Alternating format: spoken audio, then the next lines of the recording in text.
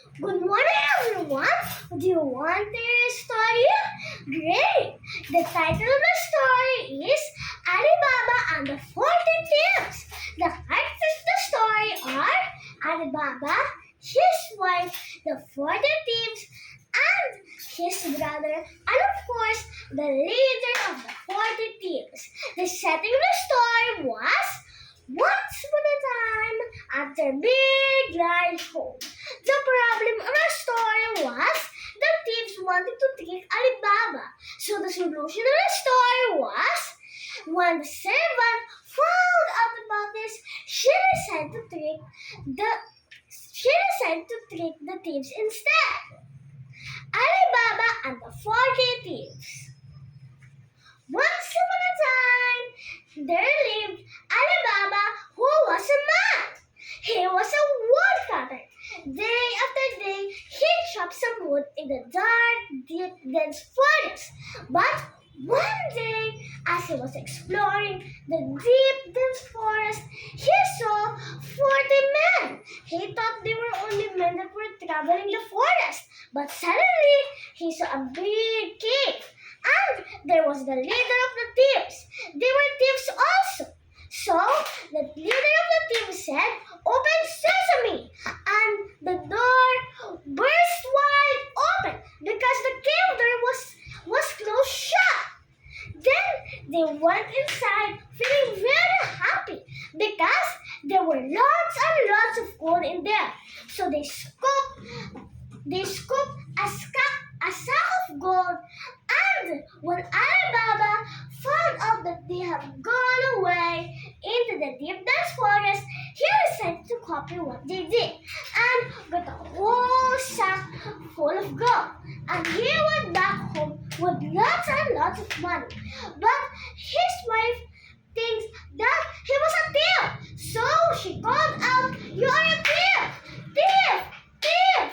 Thief!" His wife out shouted, and she was very angry at him too because for stealing some money in a cave.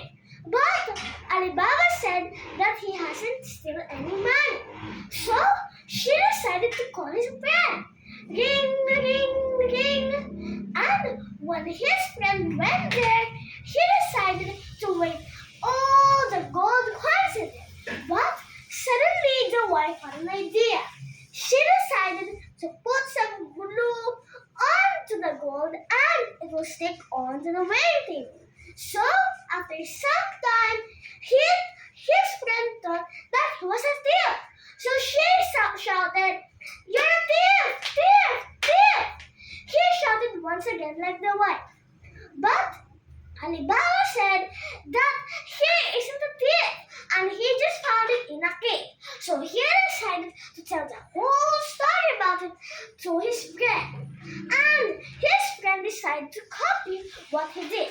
But the 40 men found out about this and heard the whole story about it too. And they killed his friend and decided to make a plan. So they decided to mark his house and kill him. But the servant found out about this and decided to make a plan. So he scrapped it off away.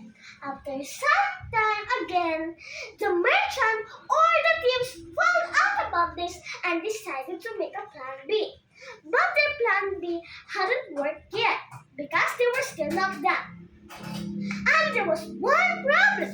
There was one big pot of oil that was standing beside Alibaba's house. And Alibaba's servant found out about this and heard a whisper. And it said, "Are we ready, master? Is it your signal for us to be ready?" So the servant decided to get a shout for help.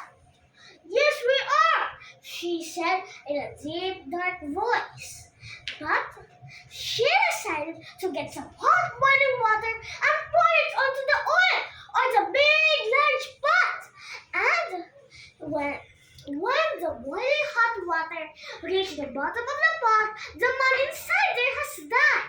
So she decided to get that and pour that to all the pots.